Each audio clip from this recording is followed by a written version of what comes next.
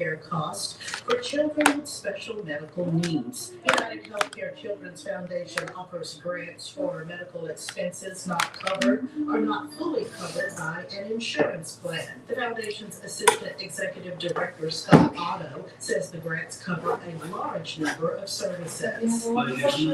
Okay. Thanks, Stephanie. Stephanie. What? I call you Stephanie, then I was like Stephanie. Oh. Bye. Must be 17 years old or younger, and families must have an insurance plan, but it doesn't have to be with United Healthcare. Applications are online at uhccf.org. Families can receive up to $5,000 a year for each eligible child. Otto says he's seen the grants improve the life of a family. The mother was affected by COVID, her position eliminated, and the family fell in difficult times, and they applied initially for their one son and received the grant. The next year, the other child had some challenges, and so they were able to come back and apply not only for the first child but for a second grant, but also for the second child. The foundation has awarded more than $80 million in grants since the program started in 2005. United Health Group has come under public scrutiny for its billing practices, but officials with the UHC Foundation says the charitable arm that makes these grants is a separate entity. I'm Frida Ross, Arkansas News Service. Find our trust indicators at publicnewsservice.org. This is Kwame Abdul-Bey. I want you to meet Alice. Who is she? You and me. Alice stands for Asset Limited, Income Constrained Employee. Alice is working families facing high housing costs, medical debt, and more monthly money. We are the majority of Arkansans. We need programs that work for us as hard as we work for our state and families.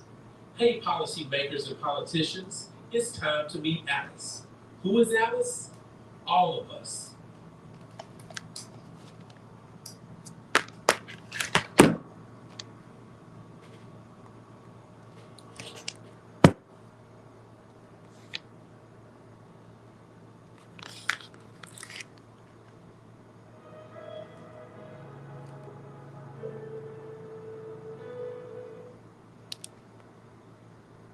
Please, please, please.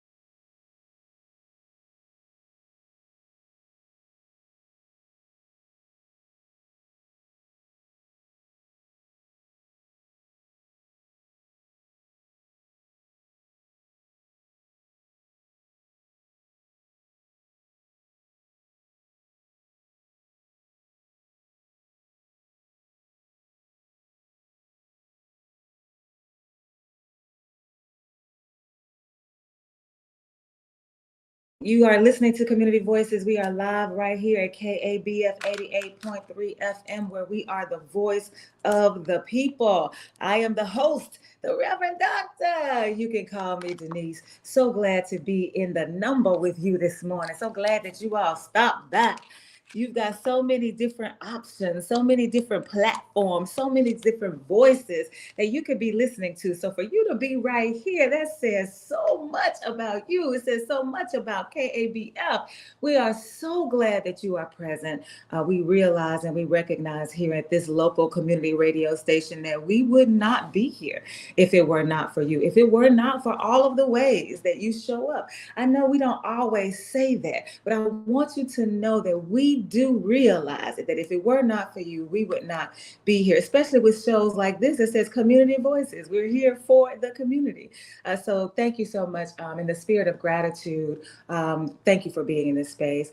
And then in the spirit of Sawubona, you are welcome here. Sawubona is that Zulu tribal greeting that reminds us that we extend the invitation to others and we hope that to be received by others, that says we're going to walk, we're going to journey together in the spirit of oneness that is our humanity, that there's nothing you can do to extract me from you. You cannot sever my humanity from yours, no matter how hard you try. That's not possible. But it is possible for us to pay more attention to how we engage with each other, human to human. So Community Voices, we ground these conversations in Blackness, but in the overall story. We center Blackness in the overall human story. So thank you so much again for being here. I am rolling solo this morning. Tony is somewhere doing something. I'm sure he'll tell you all about it when he gets here. But I do want you to know that the phone lines are open at 501-433-0088. The phone lines are open at 433-0088. I do have a few announcements that I want to lift up for you. I pulled this from Denise Ennett's Facebook page. Join us for our fundraiser on Thursday, September 18th at 5 p.m. at Sterling Market in the East Village. A huge thank you to all of our incredible sponsors and donors who have already shown their support. We could not do this without you. If you are unable to attend, please consider making a donation at goodchange.app/donate/Denise. I gotta call her, see if that's right at the end. Anyway, it's happening on It's happening Thursday, September 18th at 5 p.m. at Sterling Market. If you are interested in showing up, show up and show your support. Also want you to know that Little Rock Job Corps is having a hiring event. The Little Rock Job Corps is having a hiring event. This job fair is an excellent chance to explore multiple job opportunities in one place. Bring an updated resume and dress to impress. Wednesday, September 17th, that's tomorrow, from 9 to 12 at 6900 Scott Hamilton Drive in Little Rock, 72209. You can send your resume to stevens.martin@jobcorps.org. That's STEVENS.MARTIN at Job Corps. Corps is spelled CORPS.org. And you can also have a conversation at 501-618 2500, 501-618-2500. And if you are not able to record all of that, you can hit us up right here. And you can call the office 501-372-6119. And Charles knows how to get in touch with me, or you can hit me up directly at 228-236-7440, 228-236-7440. I see your hotel sending us life, prosperity, and health this morning. Thanks for being on the line. You know I have missed you. Also on September 20th, that should be Friday, that's Saturday. Canvas and Chill. This is happening from 1 to 4 p.m. at the Terry Library, located at 2015 Napa Valley Drive. That's 2015 Napa Valley Drive in Little Rock, 72212. We invite you to we invite you to participate in this community political engagement activity and share your concerns with various forms of assistance. The objective is to talk about the 2026 budget, to find out who your director is, to identify candidates for 2026. There'll be some political education going on in order for us to build stronger communities. And this is sponsored by the Little Rock Freedom Front, the Little Rock Freedom Fund that is led by Dawn Jeffrey, and the community partner with her is Village Public Health. There are ways that you can support. You can bring snack donations, and you can become a community partner. Again, don't forget, Canvas and Chill is happening on September 20th. That is this Saturday at the Terry Library from 1 to 4 p.m. I do believe that those are all of the announcements that I have for today. If you have some that you would like us to announce, please, you can call in. The phone lines are already open at 501-433-0088, 501-433-0088. I started this morning's show with the song Run, Mary, Run. It took me back to my college days. I used to sing in the choir in college, and basically it was a full-time, part-time job as much singing as we did, and we would tour, and we would go on tour and all of that. So those four parts, those that make up the choir, the soprano, the alto, the tenor, the bass, I love that. And so it pulled me back to that moment in time when we were, when I was singing in that way. And I was excited about the song because what I was looking for were songs that opposed slavery. So a long time ago, or in our past history, this song was made available, Run, Mary, Run, by the Hal Leonard Choir, and it is arranged by Brian Tate. And so they're singing to Mary. I want to make sure, though, that even though they're using Mary, and we call Mary a woman, there's so much symbolism in this song that they're not talking about a person named Mary. They're not talking to only women. They're using Mary simply as a focal point. So you can think about what the goal is. The goal is to pay attention to the action. Those of us who know about the grammatical structure of the English language, when we look at sentences, two things you have to have in order for it to be called a sentence is a subject and a verb. The subject is the who, and the verb is what the who is doing. So they're talking about Mary, but don't want you to get distracted about this one person's name who's being called, but to listen to the action that we want the person to take, and that is to run. And I want to make sure that we're focusing on that action today as we have conversation, that we need to run. We need to run from this ideology, this political agenda, this political climate, these systems of oppression and domination and exclusion and war, all of what we are facing as humans in the world in which we live, particularly in the United States of America. We've got to run. And I didn't think about thinking about running actually made me think about Malcolm X. I feel like I have been, I've done a disservice to myself. And so since I've done the disservice to myself, I'm sure I perpetuated that disservice with others. Whereas when I think about Malcolm X, I am operating in a space of my conditioning around him.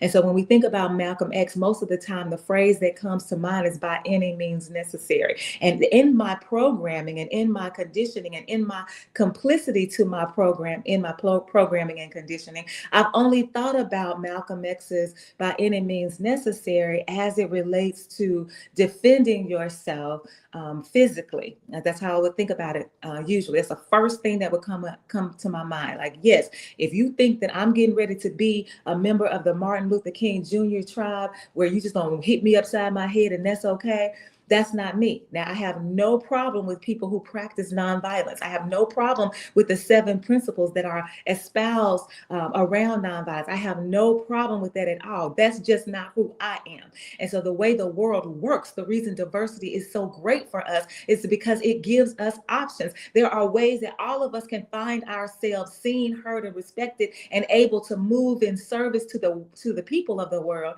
We just have to figure out what that lane is. And so Malcolm X's lane would have been my lane, because I'm like, okay, by any means necessary, I'm here with you. I'm ready to do that. But as I was preparing for the show, and I was thinking about a tidbit from the Equal Justice Initiative, I didn't pull one from the calendar. This is probably in the calendar, but it's not in September. I didn't pull one because I wanted to just kind of create my own, so to speak. I've done that before. But back in 1936, 38, between 1936 38, if I'm not mistaken, it was in Chicago. If I'm not mistaken, y'all correct me if I'm wrong. But the NAACP, they had an office there, and they hung outside of their office this banner that said, "A black man was lynched today." That's what it said. A black man was lynched today.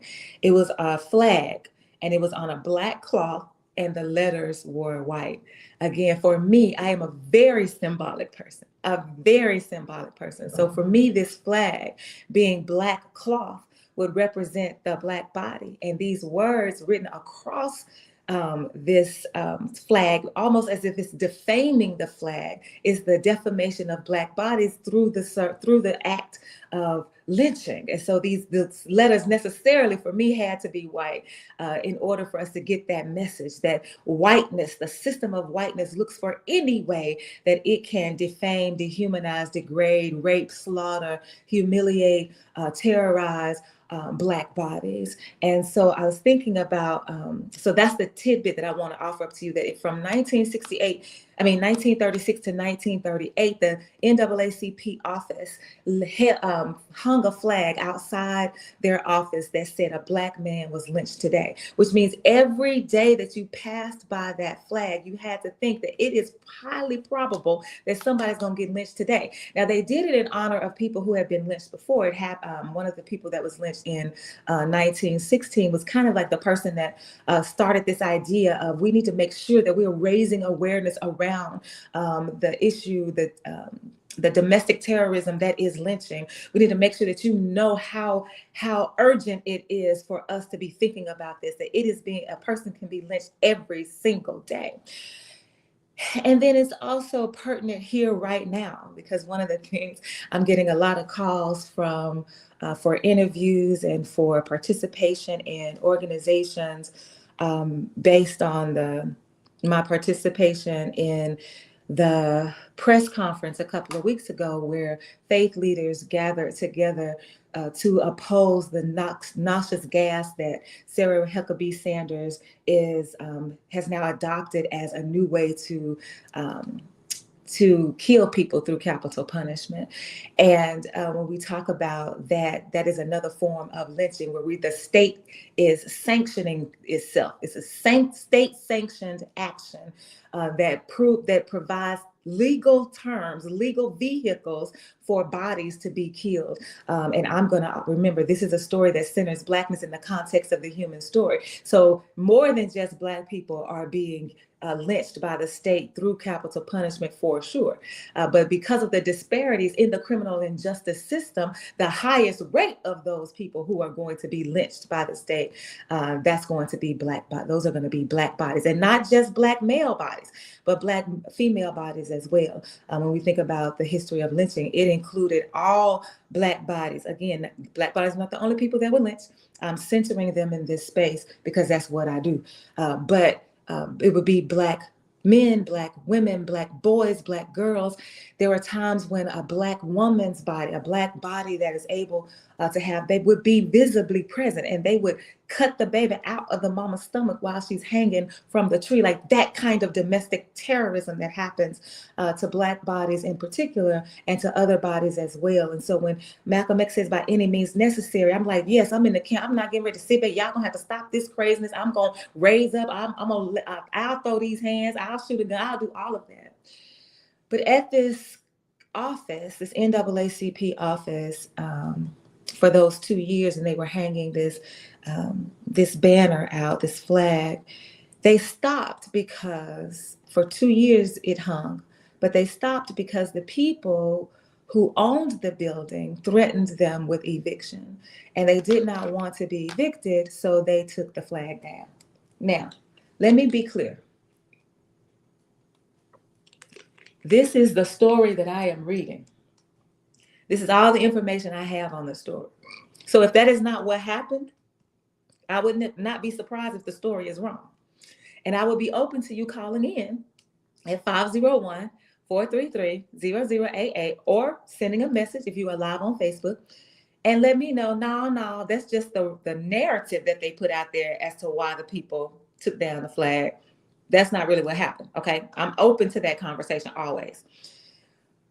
And I do not have any judgment for my elders, for my ancestors. I have no judgment for them at all. I am one of those people who truly believes that the folks who are trying to do right in the world make the very best decisions that they can in that particular time and season in their lives with the information that is available to them.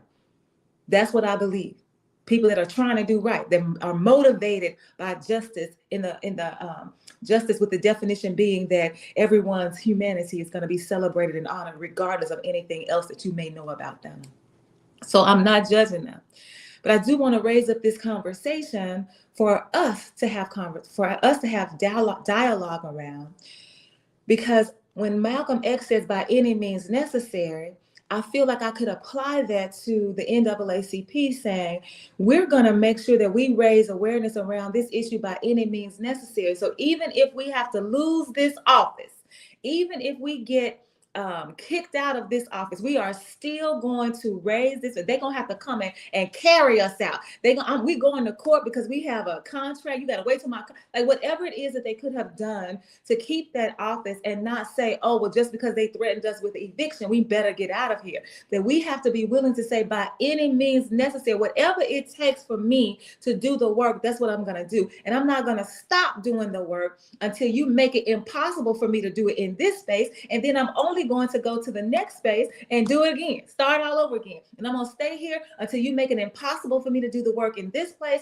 And then I will move on to the next place. In other words, I'm going to run from one place to the next. I'm going to run, and I'm going to keep sounding the alarm. I'm going to keep raising the issue. I'm going to keep making you mad at me because Blackness is going to be talked about, especially anti-Blackness across the world. You cannot silence me because I'm running to whatever space allows me.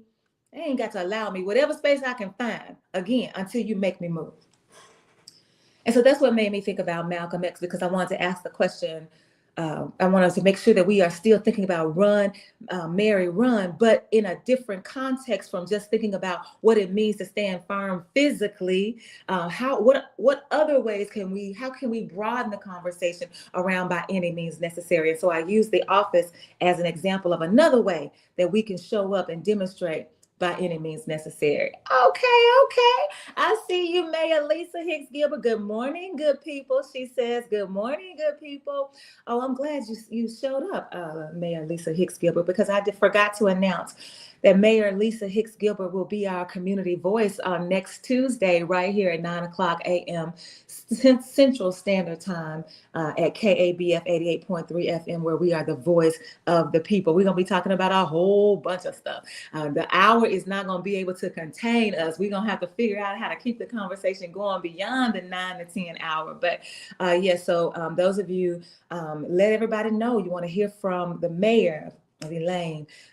Mayor Lisa Hicks Gilbert will be on our show, Community Voices, on next Tuesday. That is the 23rd of September. So I know that many people have been talking about Charlie Kirk, who was assassinated on I want to say it was last Wednesday. I'm not really sure what day it is. That's the day I want to say. Maybe it was Thursday. I don't know. I heard some man has already written a song, and I really think he said Wednesday. I was listening to the song, and I think he said Wednesday. So I think it was Wednesday. And people are talking about this man, Charlie Kirk, based on their perspective, based on their lived experiences, based on their political affiliations, based on their personal convictions. They are having conversation around Charlie Kirk. I don't necessarily have a conversation around talking about Charlie Kirk per se, but I do want to continue to raise up the hypocrisy in this land. When people talk about what happened to Charlie Kirk, they say that they call it political violence, that what happened to him was political violence. And we need to make sure that we are not operating in that vein, that it ought to be okay for folks to disagree with each other without somebody believing that the answer to the disagreement is death. Caller, you're live on the air at KBF 88.3. Cut your radio down. Yes, good morning.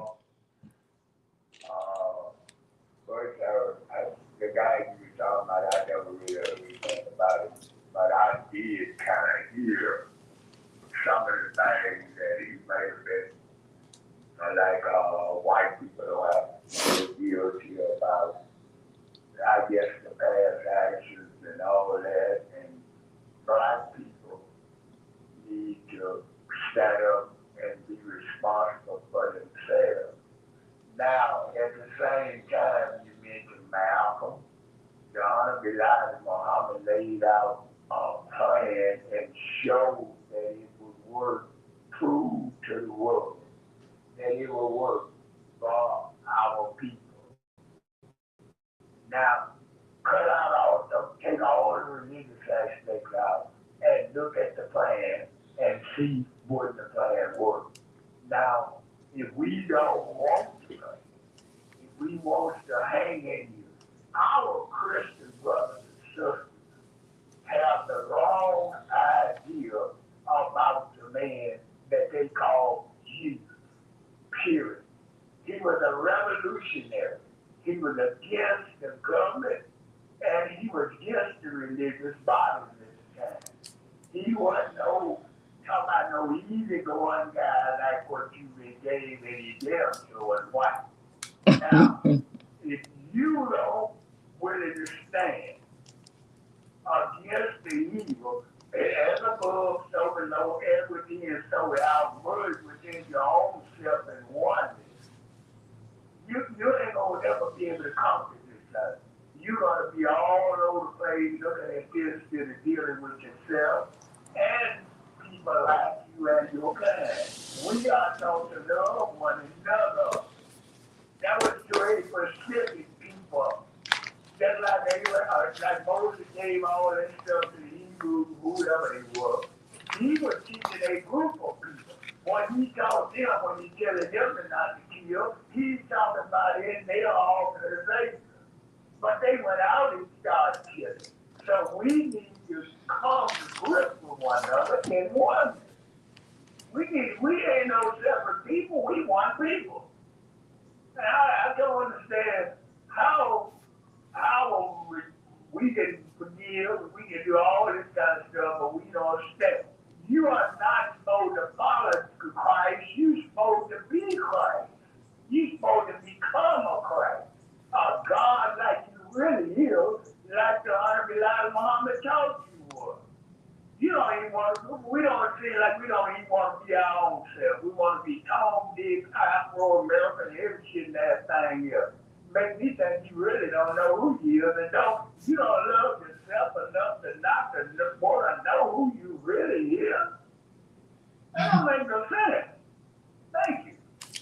Okay, caller, thank you for calling in. So a couple of things that I heard the caller pleading with us to do is, first of all, rethink religion, rethink it. And then to consider running, like the song says, run, Mary, run. You got a right to the tree of life. Run, Mary, run. You got a right to the tree of life. The tree of life in this case being, since we're talking about religion, I'll root it in it being the abundant life that was promised to you by your creator. Those, because I'm using religious language. But the tree of life could be, for those of you who are non-religious, when you think about the Constitution, talking about the pursuit of life, liberty, and happiness. So whatever your perspective is, you have a right to live your life unbothered and unbossed in the way that you believe your life should be led, as long as you are not causing harm to somebody else. So you got to run to a plan. And then the caller says the plan has already been laid out for you by the Honorable Elijah Muhammad. And all you have to do is, first of all, be willing to say that it's time for you to run. First, that's the first thing you got to do. Got to be willing to say, it's time for me to stop being caught up in this mess that I'm in, regardless of how you got into this trap, because many of us have been conditioned and put and programmed to be in this trap. And that's understandable. There's no judgment there. But once you are awake, once you are enlightened, then we've got to make sure that you say, okay, we got to get you ready to make the next step. That step is your exodus. So you can get out of this system that we are in. And there is a way out, according to the caller. And that way is the plan that was developed by the Honorable Elijah Muhammad. So it's interesting that the caller brought up religion, because when we talk about Charlie Kirk, and I'm with the caller. I didn't even know who Charlie Kirk was, had never seen him before, never heard of him before, wasn't thinking about this man, so his assassination, his death, is what brought it to my attention because of the different conversations I've had, heard, and watched since that moment happened, and particularly because of the way the country is responding to his death. Well, by the president saying that we need to lower the flag to half mast, and that he's going to receive the whatever the highest medal is, the Presidential Medal of Freedom, I think that's what it is. He's going to receive it posthumously, which means he's dead, but he's still going to get the award. And that award is given by the discretion of the president. The president can give it to whoever the president wants to give it to. And the president is supposed to be, well, the reason the president should be offering that medal to anyone is for 3 reasons. And that's one, that this person who receives this medal was protecting the security of our nation, our national interests in the United States, or they have done something to help further us along to get to world peace, to realize world peace, or they should be offering some significant public and private endeavors, even if they are cultural, that make a positive impact on our world. Now, that's the reason the person is supposed to get the medal. And so thinking about those criteria and then saying that the president said, okay, we want to give this medal to this man, Charlie Kirk, who made his living off of discriminating against all people, but surely Black folks, is a very hypocritical thing to do. And that's why I lifted it up. Caller, please call back. I was in the middle of that statement and wanted to finish it, but caller, please call back. I see you trying to get in. We want to hear what you have to say. So, okay, here we go. Caller, you're live on the air at KBF 88.3. Thanks for calling. Okay. I think a lot of guys will call that. Here's one good thing I would like to say about this, whatever the guy occurred. He seemed like he emphasized like white people have did so much for Black people in America. That's bullshit. I mean, that's bull. Everything we have did, we have on up to now. I just want to be totally free from all the rules.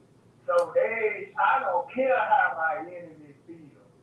It don't matter to me. You my enemy. What am I worried about your feelings for? I'm concerned about me. You hear it. All Black people, your welfare. And if the money is coming from out of white people pocket, we got working Black people been working forever in this country. Taking care of someone, if any money we pay tax, we at one time paying more tax because we was ignorant on how to file the taxes and things. So they said we gotta change this. We gotta change this. Ain't no white person gave nobody Black nothing for free in this country. I know we're on the planet. It costs us dearly, and it study costs us. And that's just the way. So whatever he's talking about, white people, go on. You ain't done enough for us, no how. In reality, you won't give us no reparations. We gotta do a study. Eating food is not what you're supposed to do. That's just the way it is. Okay, thank you, caller.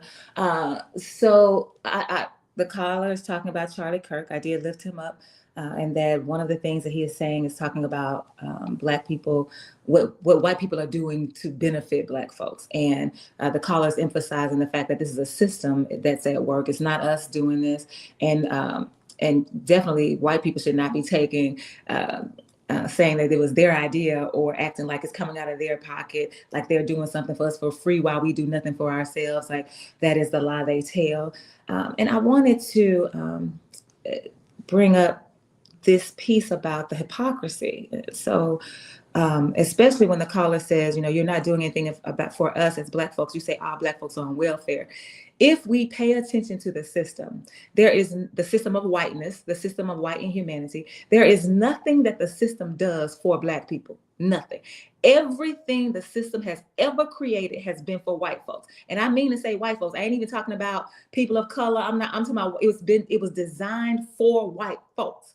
And when the caller talked about us paying too much in taxes because we were ignorant of the law, that's what happens. So because it's built for white people, we end up some kind of a door gets open for us to come in, whether it's a law, whether it's whatever, and we come in, but we still don't have all the information, and we are still the ones who are not reaping the full benefits of whatever the system is. And so now white people act like, oh no, this was affirmative action was just for you, but it favored white women. You say welfare is just for you, but it's more y'all on it. They say poor people, y'all need to learn how to go to school, but it's more of y'all poor. So it's the hypocrisy of it all that is really grinding at me in this conversation around Charlie Kirk. But I want to also be clear about the evolution of Charlie Kirk, because many of us didn't know who he was because he's new on the scene for us. But he himself was not a Trump fan, nor was he a fan of Christian nationalism. When he first started, I guess when he first made his introduction into the world, he, just like Clarence Thomas, these stories are parallel. Just like Clarence Thomas, Charlie Kirk wanted something that was denied to him. In the case of Clarence Thomas, he wanted the unconditional love of Black women, didn't get it, felt rejected, made him feel some kind of way because he felt that people called him ugly, people called him Black.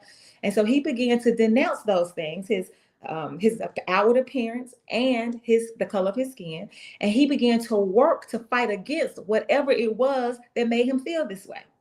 Charlie Kirk wanted to go to the military. That's what he wanted. He wanted to go to West Point Military Academy in New York. That's what he wanted to do. He wanted to, that was his goal in life. That was his heart's desire. But he was rejected. Now, after he was rejected, somebody told him that the person who got his slot was of a different gender, of a different persuasion, and did not have as many qualifications, and was less qualified. That's what somebody told him. Now, first of all, the only person that would know that would be somebody who was in on the hiring process. And so if you shared that information with somebody who applied for the job, that's already something that you're not supposed to do. That's unethical. But nevertheless, somebody told him that, but there's no proof of that.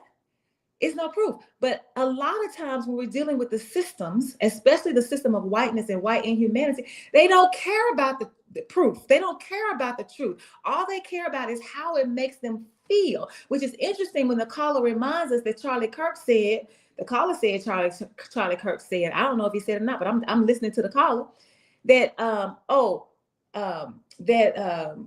we're the ones that don't know anything. I forgot exactly what the caller said he said.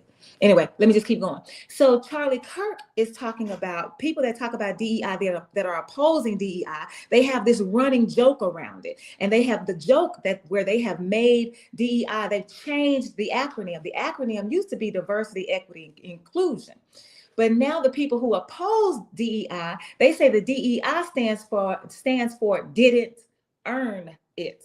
Didn't earn it. So if that's the case, and I said this a couple of weeks ago or maybe last week, that whenever somebody insults you, think about the insulter, the one who's insulted, because whatever the insult is, it's a reflection of the insulter.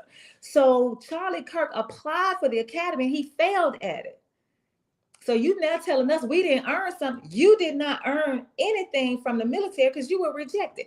Then he went to Harper College and dropped out of after one semester. So you did not earn your degree, didn't earn it. So you, sir, using your own words to define what DEI means, you didn't earn it. You are the reflection of the very insult that you hurled.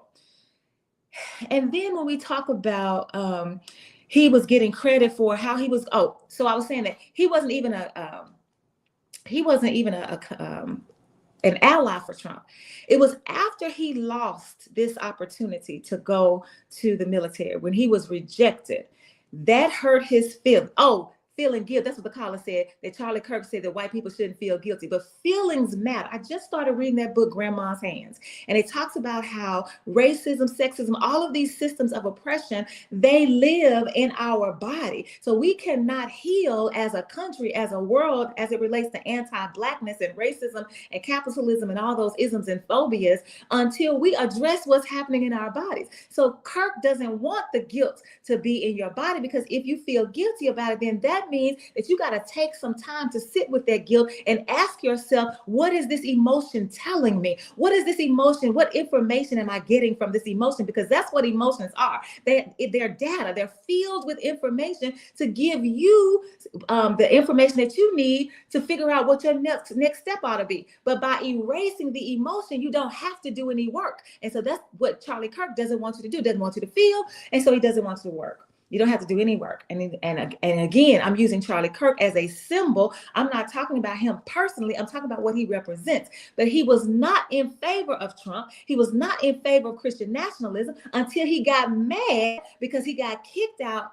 He was rejected from West Point, and somebody told him that somebody else of a different, listen to this, persuasion. You can take that a whole lot of ways. A different color, a different sexual orientation, a different gender identity, a different religion.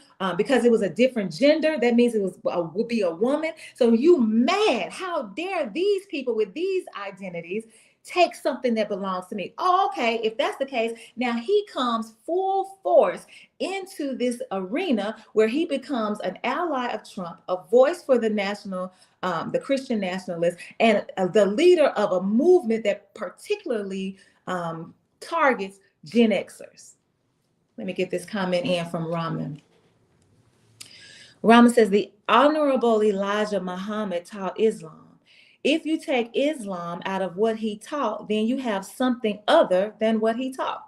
Okay, the Honorable Elijah Muhammad taught Islam. If you take Islam out of what he taught, then you have something other than what he taught. Yeah, I'm gonna take some liberty here and speak for the caller, and the caller can call back if I get this wrong. The caller's point is, many times what we do is we get so bogged down in the religion of what we're talking about, so bogged down in the binding of the doctrine, that we don't take the time to look at the bigger picture and what the bigger picture is offering to us. Those people who read the Bible, and you are a student of the Bible, it's a premise in there that says that it is the letter that kills. It's the spirit that gives life. So if you keep focusing on the letter, you got to say every word right. You got to do it verbatim. You got to follow, then you're going to miss what the spirit is doing through the words because you're focused on the wrong thing. So let's keep the main thing. And that's the arc of what Elijah Muhammad was talking about. And it's not just making sure you say, oh, I'm Islamic, because that's not the point. The point is, can you live according to the plan that will free you and liberate you? That's what I believe the caller was asking us to do as it relates to the Honorable Elijah Muhammad. And both of y'all can push back on that. The caller, Raman, I'm fine with that. And I'm glad that the caller raised up religion, because religion is what much of Charlie Kirk and who he represents and who he is the symbol for he espouses. He comes from the Bible, because he believes in the 7 mandates. And they got it from whoever it is that believes this, got it from Revelation chapter 17, verse 9. Let me read what it says. And I'm using the New King James Version, because most people that are really, really traditional with their Jesus, they use the King James Version that wasn't even anyway. Don't let me get caught up in that. But I'm using the New King James Version so we can not have to say ye and ETH at the end of the verbs. New King James Version, Revelation chapter 17, verse 9. Here is the mind which has wisdom. The 7 heads are 7 mountains on which the woman sits. There are also 7 kings. 5 have fallen. 1 is, and the other has not yet come. And when he comes, he must continue a short time. From that, Charlie Kirk and all the people he represents said, oh, the Bible said to us that we need to occupy this land in seven areas. We need to occupy this land in 7 areas. That's what we get from this. This is what we read, and this is what it means. It means that in the area of family, in the area of religion, in the area of education, in the area of media, in the area of arts and entertainment, in the area of business, and in the area of government, those 7 spaces, God says to us in Revelation 17:9 that this is what we should occupy. And that's what they're doing. So Romans says, religion is a way of life. No religion, no way. Religion is a way of life. No religion, no way. Okay. I don't even have an argument for that. But I do. My question is, which religion? So if I tell you that Charlie Kirk and all of his minions and all the people that he represents and all of the people who are, and I'm talking about the people who are responding favorably. So I'm talking about the president of the United States. I'm talking about the people at the NFL who decided to honor him. I'm talking about all these people who are now all up in arms. They serve the same Jesus, because y'all the ones walking around here saying it's only one God, only one God. So if it's only one God, then all the people that's saying Jesus, Jesus, Jesus, they got the God. All the people that's saying Islam, if it's one God, then y'all all talking to the same person, if that's true. So then I would ask you the question, if the God you serving produces Charlie Kirks and gives them the mindset, then maybe, just maybe, you don't want this God. So one of the things that happened on September 15th, on Monday, that we haven't heard much about is that there was a young Black man, Demartravion Reed, who was found hanging. He was found hanging in the center of the campus at Delta State University in Cleveland, Mississippi. He was found hanging from a tree in the center of campus at Delta State University. There's another man in Vicksburg whose name is Corey. Corey was found hanging near a casino. He's a Black man in Vicksburg, Mississippi. 2 Black men lynched. That's what I said. Lynched. 2 Black men lynched.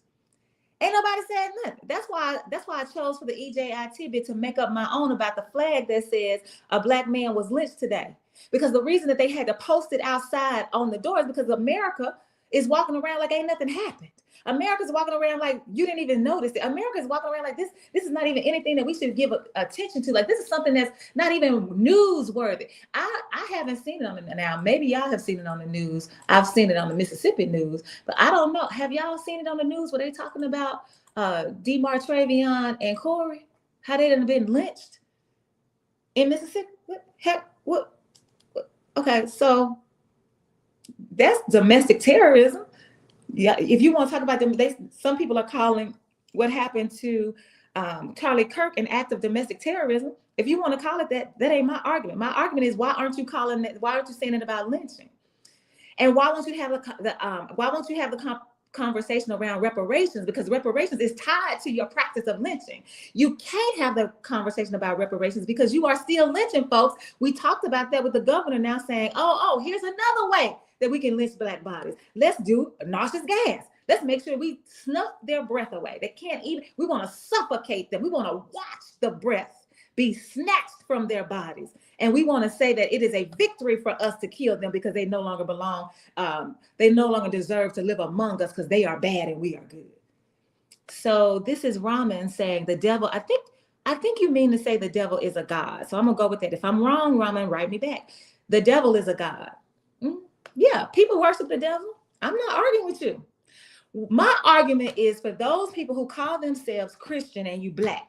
You're Black and you're Christian and you have not yet interrogated your Christianity. You have not yet decided on your own credo. Credo is your conviction, what you believe. And you have to ask yourself what you believe about every aspect. These people like Charlie Kirk are like, okay, we're going to have dominion and power. We're going to be the head of these 7 areas. This is what the Lord told us to do about America, because he went on to say that the reason that America isn't functioning the way that it should function as the best country in the Western world is because we're not a Christian country. That's why. So we need everybody to become Christian. So he talked about the Indians who are Hindu. He said, "Oh, no, no, no, they don't need to be in our country, because if you're in our country, you must be Christian. That's the only way this country is going to work." The reason that he is for the border against immigration is because he says it's too many people in this country that are not white. We got to make this a white nation. That's what we have to do if we intend to be great and live out our God-given purpose. We got to make this country great again. That means we got to make this country white. And so they're not worried about the black people. Well, they are worried about the black people trying to immigrate from that are migrating and immigrating from other black countries. Well, they stopping them. They making sure that doesn't happen. But they're not worried about you as a black body in America, because if you're already here, they got the school and they got the prison industrial complex. They already getting rid of us. We're not gonna have to worry about you, because you're either gonna be back in the field where the immigrants were, or you're gonna be in prison, and we're gonna put you in the field because we can say that this is free labor because you're a criminal. So we know we already got our plan for you. Our plan right now with immigration is for the brown people. We gotta get rid of all these people of color, because this needs to be a white space. So for you to be a black Christian, you have not said, okay, wait a minute. If I'm going to believe Christianity, I need to pay attention to every aspect of it. Hold on just a minute. Caller, you're live on the air at Community Voices. Thanks for calling. Good morning, Sister Denise. Good morning. Those on the web. Hopefully you can hear me. I could hear you very faint. I can hear you. Yeah, loud and clear. All right. I never saw any reference to the lynching or the death of the student in Cleveland, Mississippi.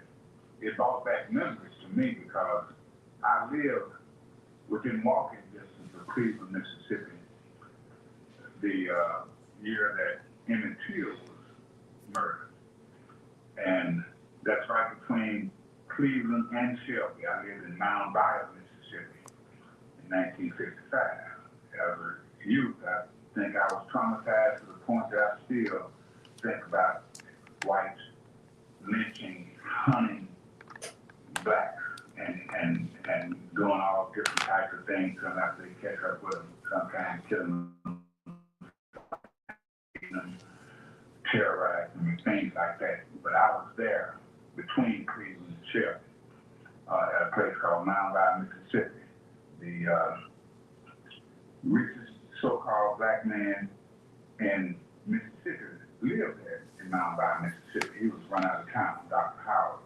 He had a hospital called Niker Taborian Hospital, where blacks could receive medical care because it wasn't something that you could get in a timely fashion in Mississippi. That was exclusion, if you will, from a lot of the public services. But to make a long story short, you don't see anything that pertains to evil that's done to black folks by enemies, because it's controlled by the supremacists, if you will. That's all these news agencies, all these different agencies that would inform you of what's going on or protect you from what's going on. They're controlled, so you won't hear anything about it. But at that particular time, there was a magazine called the Jet Magazine back in 1955.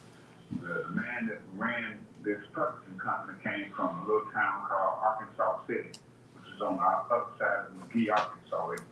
It butts right up against the Mississippi River, right on the other side of Cleveland and Mississippi. You have to cross the river to get over on that part. Back then, they didn't have bridges where they had one in Memphis, but they used a ferry in Helena to get to Mississippi, but that's neither here nor there. The folks that went from Arkansas to Mississippi had to use a boat, or you go all the way up to Memphis to cross on the bridge. So, to make a long story short, the enemy will not tell you of what's really going on, and now they've got it to where they won't even teach it in schools. They won't tell you that 16th Street Baptist Church was a place where they bombed little children. And one of those victims is still with us today. So if people don't realize what's going on from all of these events, they just got their quote unquote head in the sand. And I don't know what it's going to take to wake them up, but you keep up the good work. But I never heard of Charlie Kirk, and I think I'm an informed person. And that's because what he's doing is propaganda, and there are so many agents of propaganda that go around lying and stirring up trouble that you won't get this information from them, but the people that they're trying to indoctrinate or are trying to bring into their way of thinking, that's who usually hear about those type of people and think of them as being great folks and what have you. And for you to expose this man in the way that you have is an eye-opener, because all these things that I'm hearing about, and I haven't fact-checked anything, but all these things I'm hearing about, I've never heard before. So keep up the good work, but there's an effort to keep people from hearing about what's going on in the so-called black world, black community. And lynching is an everyday thing. I mean, you can find instances where blacks are being terrorized almost on a daily basis. So with that, I'll get off there. Thank you so much for all that you're doing. Thank you, Ezekiel. So Ezekiel made me think about, again, talking about the hypocrisy of it all. So Charlie Kirk was killed as he was speaking to about 3,000 students at Utah Valley University. And he was shot in the neck, and his assassinator has been caught. And, I'm sure you'll learn about that as the weeks go by.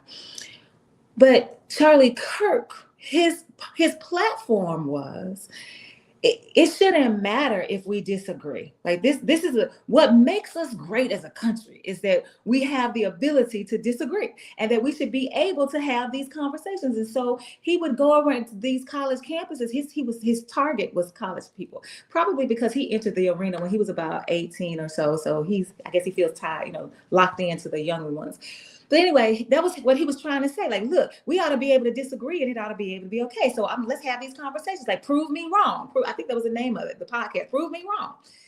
And yet, if somebody says, when you go to Charlie Kirk's website about Turning Point USA, that's his website where he went from $27,000 to making over $325,000, thanks to all of y'all who donate.